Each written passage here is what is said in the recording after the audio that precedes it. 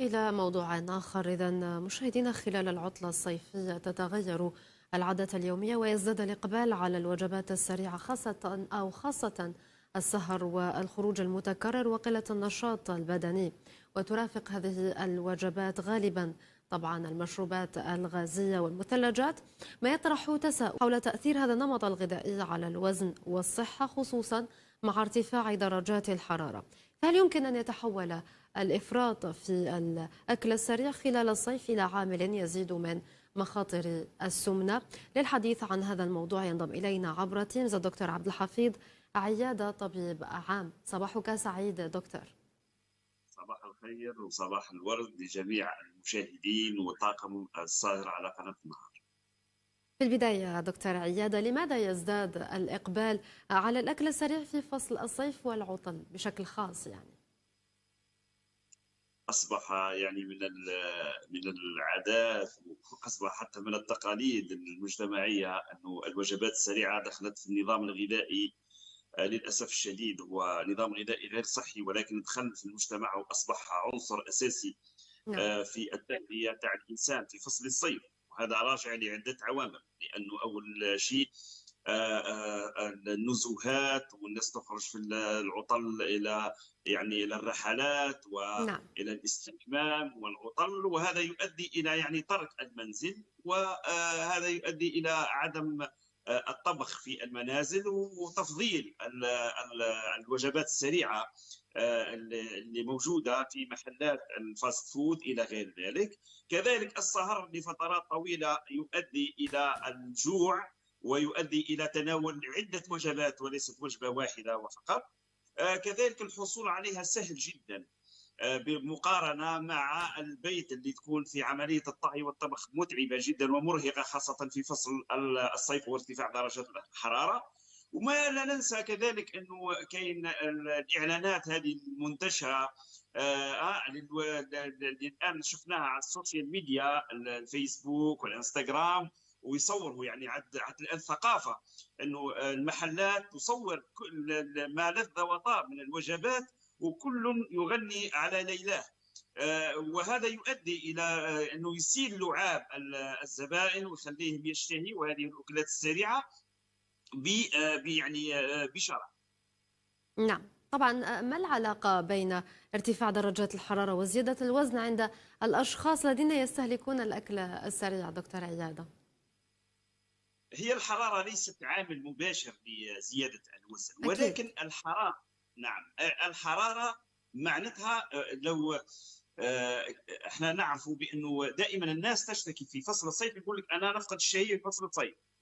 وهي حقيقة هذه العبارة غير دقيقة، ولكن هي تفقد الشهية في وقت ذروة الحرارة، يعني في النهار، وين يكون الإنسان ما يتناولش الكمية الكبيرة نتيجة للضغط الحرارة. ولكن وين المشكل؟ أنه تتركز الأكل أكثر ويكثر الأكثر وتكثر حتى الوجبات، عدد الوجبات في الفترة الليلية وين يكون السهر طويل.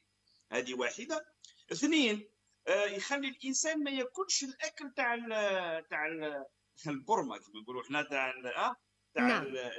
المطبوخ في المنازل. يفضل انه ياكل وجبه سريعه وما تاخذش وقت في التحضير وتكون لذيذه.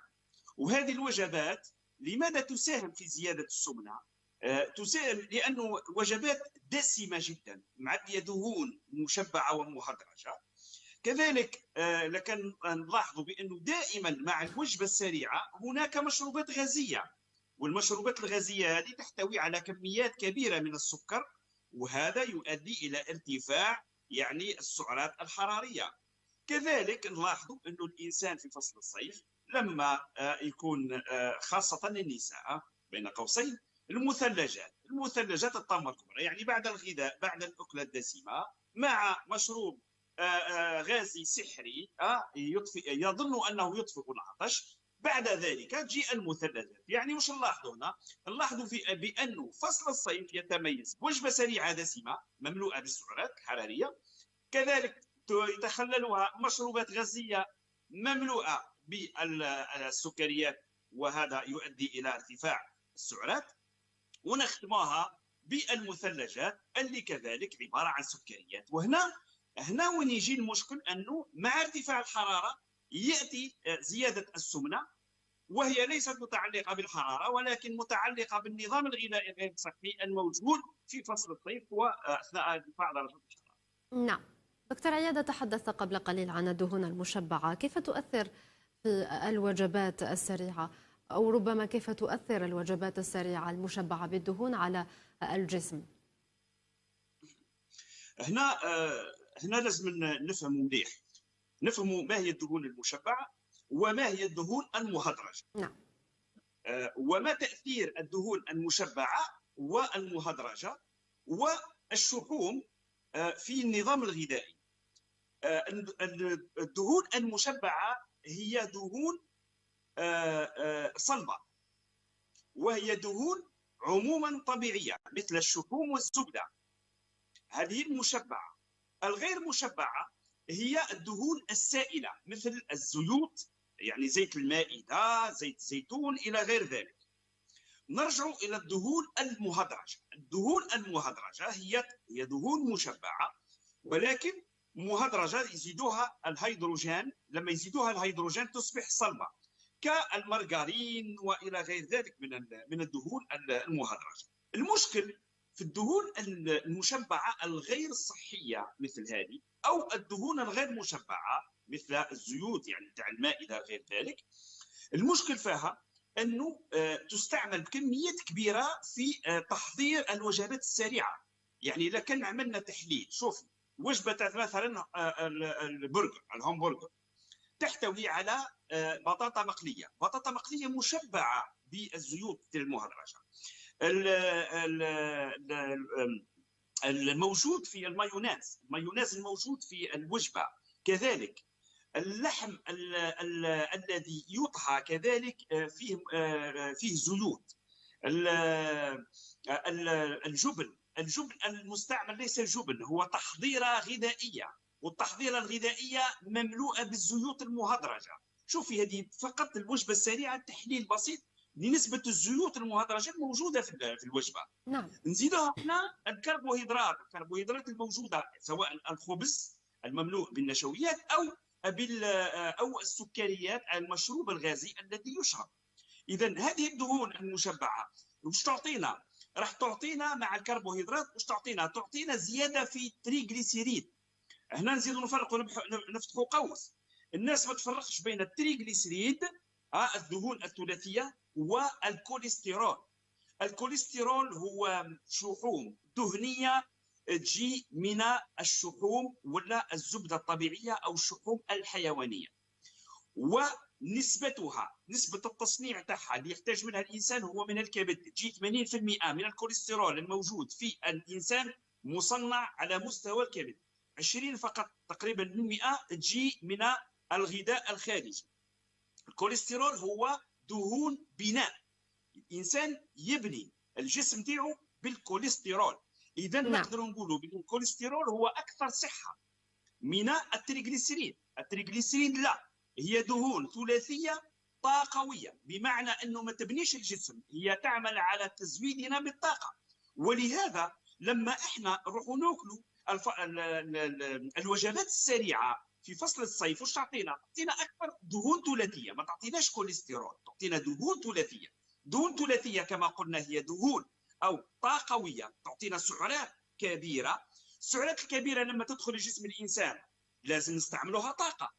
اذا ما لقيتش الاستعمال المناسب للطاقه، خاصه احنا في فصل الصيف، الخمول، الناس ديما راقده وما تعملش النشاط وقله حركه الى غير ذلك، اذا نسبه الطاقه اكثر من نسبه الاستهلاك. هنا يؤدي الى يكون عندنا فائض في الطاقه والسعرات الحراريه. وين يداها الجسم؟ يداها الجسم الى تخزين. اين يخزنها؟ على شكل دهون ثلاثيه. الدهون الثلاثيه هذه واش تعطينا؟ تعطينا كبد دهني، تعطينا شحوم حشويه، بمعنى تلقى الانسان كرشه خارجه بارزه. لماذا؟ لانه تخزنت الشحوم الثلاثيه هذه، تخزنت بين الاعضاء، في الامعاء، فوق الاعضاء، وهنا تؤثر وتعمل لك عبء على الكبد، عبء على الكلى، عبء على القلب، عبء على الاجهزه تاع الانسان. وبعد ذلك وش تعمل لنا؟ تعمل لنا مع مرور الوقت تعمل لنا انسداد في الاوعيه الدمويه، تعمل لنا مشاكل في القلب، مشاكل في الاوعيه، سكر نوع 2، تعمل لنا مشاكل في الكلى، انسفيزونس رينال الى غير ذلك من الامور. ولهذا يجب الحذر من الافراط في الاكل الوجبات السريعه. نعم أكيد. طيب دكتور، هل يساهم الأكل السريع والمشروبات الغازية والطاقوية في تعطيل قدرة الجسم ربما على تنظيم السوائل؟ اكيد. هو الوجبات السريعه كما قلت الان ماذا تحتوي؟ تحتوي على الكربوهيدرات بنسبه عاليه جدا، نعم. موجوده في المثلجات، موجوده في المشروبات، موجوده يعني في الخبز الى غير ذلك. اذا الكربوهيدرات مع الملح، يعني سكر وملح، كلاهما يسحب الماء من الجسم. لما يسحب الماء من الجسم يعمل لنا جفاف، يعمل لنا مشكل، يعمل لنا جفاف داخلي. احنا نسموها او ديزيدراتاسيون انترا سيلولار واكسترا سيلولار، بمعنى داخل خلوي. يظن الانسان انه ما عندوش جفاف وهو عنده جفاف داخلي، وهذا نظرا لسحب كميه كبيره من المياه من جسم الانسان نتيجه للاستهلاك. لانه شوفي اختي الكريمه، الوجبات السريعه الساندويتش هذا مملوء بالملح، يعني في البطاطا مقليه كاين ملح، في اللحم الموجود داخل فيه ملح، اللحم المشوي لساندويتش على اللحوم المشويه فيها ملح. نعم. كميه كبيره من الملح هذه تعمل على الصوديوم، تعمل على سحب جماعي، الانسان يتعرق كثيرا، ولما يتعرق كثيرا يتبول كثيرا، وما يعني هذا يؤدي الى زياده في تركيز الملح، يؤدي الى زياده في ضغط الدم. لما يزيد ضغط الدم هنا يشكل لنا مشاكل، ممكن تعمل لنا مشاكل على مستوى القلب، مشاكل على مستوى الاوعيه الدمويه، السكر 2 يولي كومبليكي، يولي يتضاعف. الكلى كذلك لما نجهدها بكميات كبيره من الملح وما يقدرش الانسان، حتى الانسان ما يقدرش يعدل درجات الحراره، لانه هذا الشيء، لانه درجه الحراره شكون يعدلها؟ يعدلها هي الميكانيزم تاع التعرق. لما التعرق هو اللي يعمل لك تعديل درجه الحراره في جسم الانسان. لما انا نبرتوربيه، بمعنى نعمل له خلل بزياده كبيره في الملح والسكر، هذا يؤدي الى هذه الاضطرابات. نعم أكيد. طيب الدكتور، لاحظنا أنه انتشرت ربما في مؤخرا مطاعم الأكل السريع بشكل واسع، بطبيعة الحال يعمل ذلك ربما أكثر على انتشار خطورة السمنة، أليس كذلك؟ أكيد. لما تنتشر المطاعم بشكل كبير جدا وتولي متاحة، يولي الإنسان يستسهل. احنا الإنسان نفسه البشرية تميل إلى الراحة أكثر، نعم. تميل إلى عدم التعب، عدم الإجهاد. لما الإنسان يكون يعني سواء في العمل أو يكون في وقت راحة أو في وقت تنزه أو التسوق، وتجيه ويكون جيعان ويمر على هذه المحلات، أكيد الروائح تجعله جائعا جدا، وإحنا شهوة البطن هي شهوة يعني غير متحكم فيها، يؤدي إلى التناول. والتناول هذا نتيجة كذلك لأنه الاستعمال البهارات والبهارات في الطعام يؤدي يعني يخلي الطعام لذيذ جدا. نعم. كذلك الاشهارات اللي نشوفوها في السوشيال ميديا، يعني تحكم فيسبوك، تحكم انستغرام، تحكم تخلي يعني يشوفوا والله يشهيوك، يعني مهما كنت من الزهد والتقوى يخليوك ترمي المنشفه وتروح لهذه المحلات. الانتشار الواسع يؤدي الى الاستهلاك الواسع، والاستهلاك الواسع يؤدي الى الاستهلاك المتكرر، والاستهلاك المتكرر هنا الطامه الكبرى يؤدي الى الامراض على المدى الطويل. احنا ما نقولوش على المدى القصير، المدى الطويل. ولهذا الانتشار راح يساعد، اكيد راح يساعد ويخلي النظام الغذائي مضطرب. نعم أكيد. دكتور عيادة، لماذا يكون من السهل اكتساب الوزن خلال العطلة الصيفية، رغم أنه بعض الأشخاص يشعرون أنهم ربما يأكلون أقل بسبب الحرارة؟ هنا لازم نديروا مقارنة بسيطة بين فصل الصيف وفصل الشتاء. فصل الصيف هو كما قلنا أنه النهار يكون طويل جدا. نعم. ولما يكون النهار طويل جدا راح تكون كذلك الحرارة مرتفعة في النهار، وهذا يؤدي نوعا ما إلى فقدان الشهية. فقدان الشهية مش فقدان شهية كلي ولكن جزئي، يعني لاحظوا بانه الاستهلاك تاع الاطعمه في النهار في فصل الصيف ما يكونش. الطامه الكبرى تكون في الليل.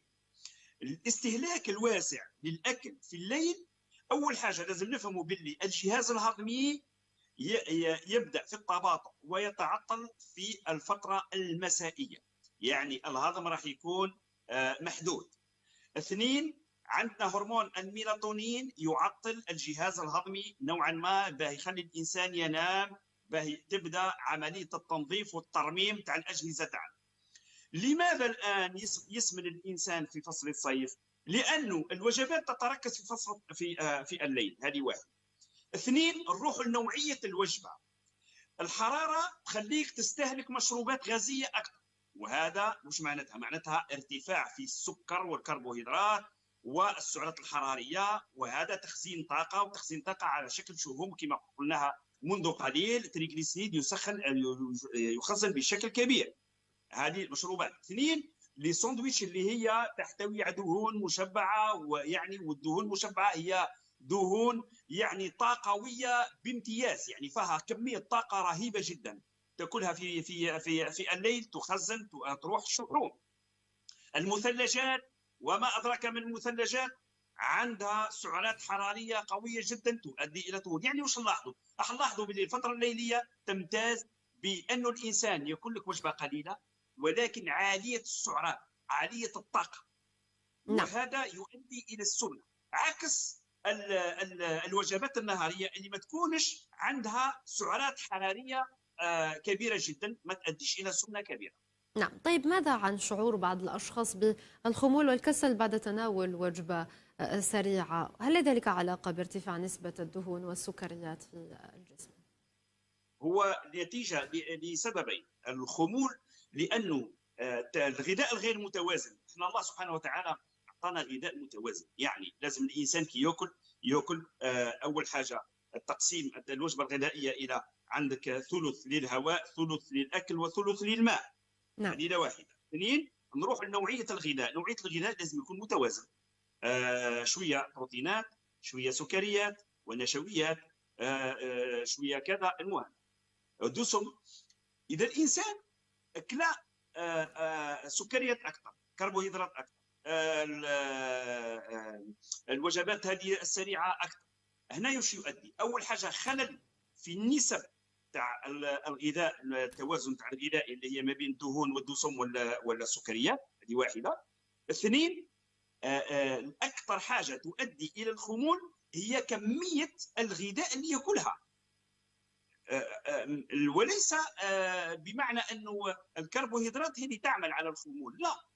لو الإنسان مثلا لكن لاحظنا أنه الإنسان لما يأكل بشراهة. هذه الوجبات السريعة وجبات لذيذة جدا، وما تخليش الإنسان يشبع مباشرة، يعني تبقى تستهلك حتى توصل إلى أنه التخمة، وهذه التخمة تؤدي إلى تنبيه العصب العاشر اللي هو الحائل اللي هو ما بين المعده، النوموغاستريك احنا نسموه، والدماغ، يؤدي الى فيدباك، بمعنى عكسي، تنبيه عكسي، يؤدي الى انه الانسان يقول له هنا شبعت، ولكن بعد فوت الاوان وين يكون الانسان تخم، وهذا يؤدي الى الثقل، التعب والخمول. كما قال المثل: البطنه تذهب الفطنه. ولهذا كثره الطعام لا تؤدي الى الخمول والتعب، وليس كميه وليس نوعيه الطعام. نعم. من جهة أخرى دكتور عياد، الإكثار من الأكل السريع هل يؤدي إلى مشاكل في الدورة الدموية خاصة عند ارتفاع درجات الحرارة؟ الأكل السريع كما قلنا يحتوي على دسم مشبعة غير صحية، سكريات، كربوهيدرات، طاقة كبيرة إلى غير ذلك. لما تدخل لجسم الإنسان، أكيد لو الإنسان كان صحيح ومش مريض ماهوش راح يأثر عليه مباشرة في تلك اللحظة، وهذه نحن نلاحظوها. يعني الناس تستهلك كثيرا وهي أصحاء، هم يعتقدون ذلك، ولكن الصحة المرض لا يأتي دفعة واحدة، ولكن المرض يأتي بالتدرج. ولهذا نلاحظ أن الناس اللي تستهلك الوجبات السريعة بكثرة مع المشروبات إلى غير ذلك، الأكل الغير صحي، مع مرور الوقت يؤدي الى مضاعفات. يعني اذا كان صحيح يمرض بذلك بامراض السكري رقم نوع 2، يمرض بامراض القلب، انسداد الشرايين الى غير ذلك. الطامه الكبرى اين؟ الطامه الكبرى لما الانسان يكون مريضا في حد ذاته. تخيلي اختي الكريمه انه انسان عنده سكري انا نحيه والله احتار.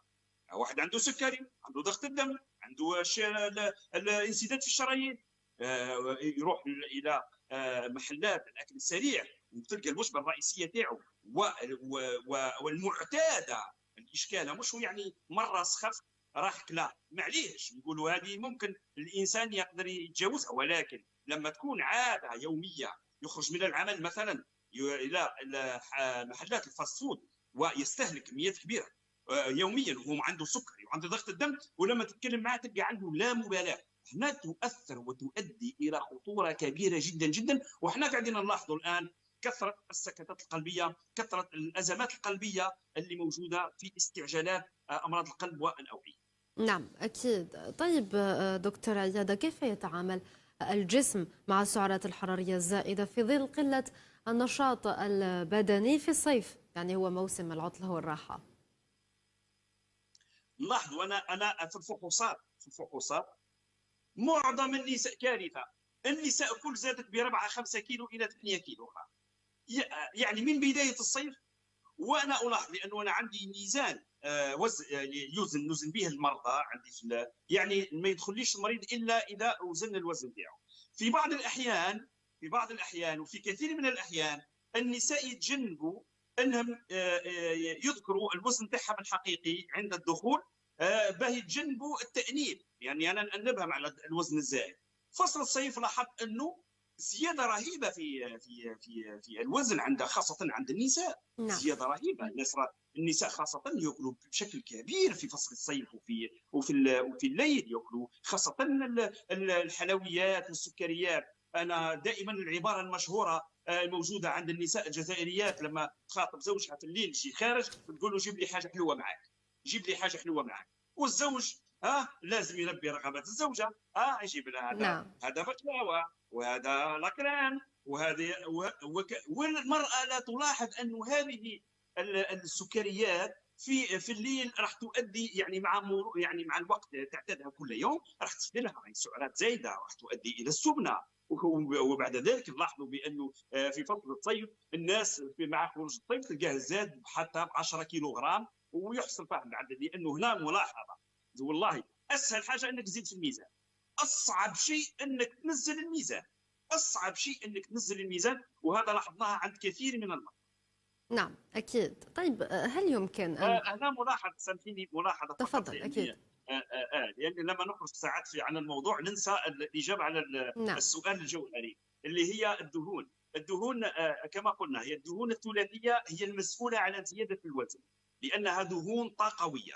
أما الكوليسترول مش مسؤول على زيادة الوزن، الكوليسترول هو دهون يستعملها الجسم في البناء، والدهون الثلاثيه هذه تجي من الكربوهيدرات، تجي من السكريات، وتجي من الدهون المشبعه، ولهذا حذاري من الدهون من الوجبات اللي فيها دهون ثلاثيه. نعم. طيب دكتور عيادة، إذا كان الشخص لا يستطيع ربما الاستغناء عن الوجبات السريعة تماما، ما هي الخيارات أو التعديلات التي يجب أن تجعل وجبته أقل ضررا؟ يعني ما يقدرش يستغنى على الوجبات السريعه، هذا واش راح نعمل له حل؟ يعني مشكله. الحل الوحيد يعني اذا ابتلي بشهوه الوجبات السريعه انا انصحه بما يلي. اول شيء لازم يقلل، يعني ما يكثرش. انت ابتليت بشهوه الوجبات يعني السريعه، اول حاجه تقلل. ثاني حاجه ومهمه جدا دائما انا ننصح المرضى تاعي نقول لهم اذا يعني الانسان ضعيف امام شهوه البطن، اذا ابتليت بالاكل هذا انك حبيت حاجه وما قدرتيش تتخلص منها، على الاقل اعمل نشاط بدني يعادل حرق الدهون او حرق السعرات الحراريه الناتجه من تلك الوجبه. يعني الناس هذوما اللي يديروا يعني ياكلوا اكل سريع ومشروبات الى غير ذلك وما قدرش يتخلص منها، اول حاجه يقلل. ثاني حاجه يعمل نشاط بدني به دائما على الاقل نصف ساعه مشي سريع، نصف ساعه مشي سريع تحرق لك على الاقل نسبه كبيره من السعرات الحراريه الناتجه من هذه الوجبات السريعه. وهنا فقط ننوه انه ماهيش السعرات الحراريه فقط هي اللي تشكل خطر، هي المكونات في حد ذاتها تشكل خطر. ولهذا لانها كلها تقريبا مصنعه، ما ننساوش المشروبات الغازيه مصنعه وفيها كثير من المواد الكيميائيه الضاره بجسم الانسان. الدهون الموجوده في الوجبات والساندويتش كذلك مصنعه وعندها تاثير سلبي كذلك، مش غير السعرات الحراريه. نعم. طيب كيف تفسرون العلاقة بين السمنة والأمراض القلبية في فصل الصيف دكتور؟ يعني الأشخاص الذين يعانون من السمنة هم ربما دائما هم أكثر عرضة لمضاعفات صحية مع ارتفاع درجات الحرارة. شوفي، مع ارتفاع درجات الحراره بالنسبه للانسان السمين، الانسان السمين لازم نفهمه مليح باللي السمنه او الشحوم هذه اين تتركز؟ جسم الانسان تاعنا يعملها على التخزين. وين يخزنها؟ يخزنها اول شيء لازم تتخزن في الكبد. بعد ما يكون عندك فائض في الكبد تروح للاحشاء اللي هي الامعاء والاعضاء الاخرى والكلى الى غير ذلك. هذه الشحوم بعد ذلك تركز في البطن، ونعلاه الانسان السمين تلقى بطنه خارجه، ومن بعد تبدا في الرقبه وتبدا في اليدين ولا الى غير ذلك من الامور. هذه يسموها تخزين. هذا الانسان السمين وش يصرى؟ اول حاجه في فصل الصيف مسكين هذا السمين، في فصل الصيف الشحوم هذه تعيق اخراج الحراره الزائده اللي في جسم الانسان، يعني تعمل على انها عازل. يولي تلقى الانسان السمين عنده سخانه ياسر، ما يقدرش حتى الجهاز اللي حطه لنا ربي سبحانه اللي هو جهاز التعرق هذا اللي يعمل لنا توازن في درجه الحراره يولي مجهد. تخيلي اختي الكريمه، نعطيك مثال بهذا. نعم. يعني مكيف في درجه حراره 55 درجه مئويه، يوصل المكيف هذا ما عادش يخرج لك البروده، يعني يخرج لك سخانه. اكيد. لانه ما عادش يقدر يعمل لك توازن بين الحراره الداخليه والخارجيه. هكاك جسم الانسان، هذا الشحوم تعمل على انه تعيق انها تعمل لك توازن بين الحراره الداخليه والحراره الخارجيه، ولهذا تلقاه مسكين عنده اجهاد كبير، اجهاد حراري كبير في فصل الصيف. كيفاه تاثر على الامر؟ السمنه هذه الله سبحانه وتعالى خلق لنا جسم. مثلا الانسان لما طوله مثلا 170 على الاقل يكون 70 كيلوغرام. 70 كيلوغرام هو الوزن المثالي باه يخلي الانسان هذا الاعضاء تاعو تمشي يعني بسلاسه وبسلام. لما الانسان يكون عنده 140 130 كيلوغرام وش يصرى؟ وكانه عنده عبء زائد. نعطيك مثال باه نفهموها اختي الكريمه. انسان يخدم في حقل ولا يخدم في شونطي او في ورشه عمل، وهذا شخص واحد اخر فوق ظهره وهو قاعد يخدم. هل ترى الانسان هذا يخدم وهو مرتاح او يخدم وهو وعنده جهد؟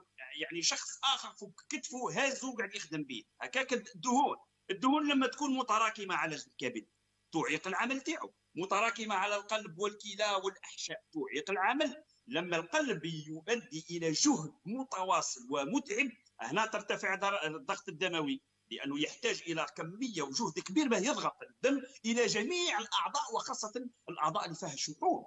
هذا ضغط الدم يرتفع. الدهون الثلاثيه قلنا هي دهون طاقويه تخزن وتروح كذلك الى الاوعيه الدمويه وقادر تشكل لنا خطر لانها تعمل لك انسدادات. تروح للكبد تعمل لك تشمع للكبد، تشحم للكبد وتخلي الكبد تاعك السفلي هو اهم عضو نوبل في جسم الانسان. تروح لك للاعضاء الاخرى تعيق لك كثير من الامور، ولهذا تعمل لك ضغط دموي، امراض قلبيه، السكري نوع رقم 2، مشاكل في الاستقلاب. ولهذا السمنه هي من اكبر، احنا نسموها لي فاكتور دو ريسك، نفهموا مليح، هي عباره عن عامل خطر. نعم. وكي نقولوا عامل خطر مش معناتها راك سمينه تموت درك او تمرض درك، ولكن مع مرور الوقت السمنه تاعك تعدي لك دير لك مضاعفات، هذه المضاعفات تؤدي الى الامراض القلبيه والسكري الى غيره. نعم اكيد. طيب دكتور عياده، ما الخطأ الذي يرتكبه الناس غالبا؟ هل الافراط في الوجبات السريعه ام المشروبات السكريه ام قله الحركه ام عدم شرب الماء بشكل كاف؟ جمعتي جميع لي فاكتور دو ريسك، جميع عوامل الخطوره. نعم. الوجبات السريعه، المشروبات الغازيه، قله الحركه وقله شرب الماء. يعني لو اجتمعت عملت كارثه في جسم الانسان.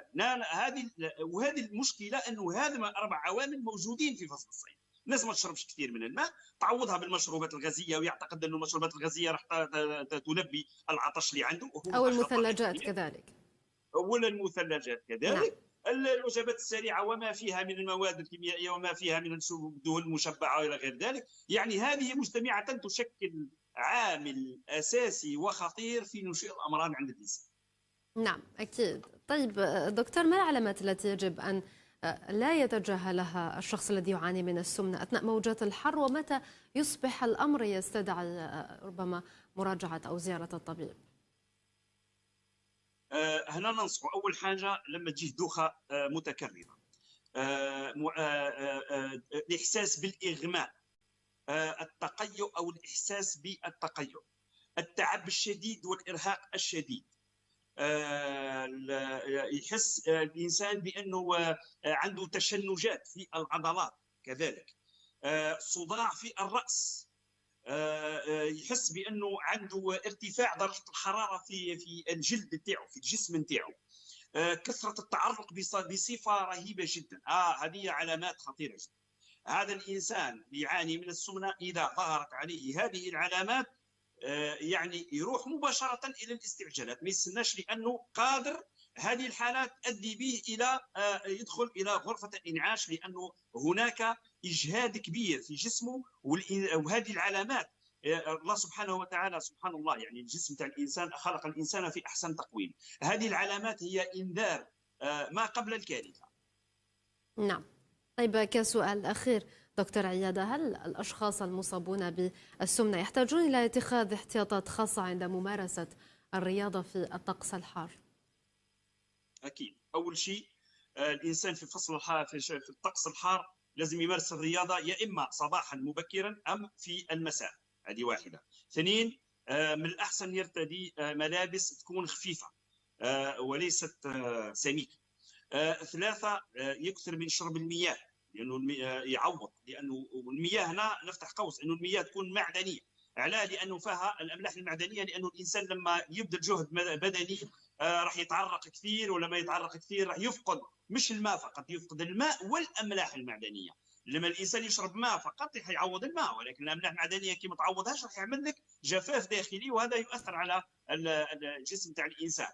اذا شرب الماء مهم جدا. يتجنب الحراره في الذروه، انه يعمل نشاط بدني في الذروه. ومن الاحسن في فصل الصيف يعني هو الانسان يتوجه الى صالات مخصصه بالرياضه، لانه الصالات فيها مكيفات، وين تكون درجه الحراره مليحه معتدله، وين ما يكونش هناك رطوبه عاليه، وهذا يعني يخلي الانسان يعمل نشاط بدني وهو في كل اريحيه. وما ننساوش كذلك الانسان ما يفرصيش على روحه، ما يعملش نشاط بدني قوي وحاد هو في فصل الصيف، خاصه ما يكونش في الصاله تاع صاله مخصصه للرياضه. هذا يؤدي الى اجهاد، والاجهاد ممكن حتى يؤدي الى مشاكل حتى على مستوى القلب او الكلى الى غير ذلك من التعقيدات الصحيه.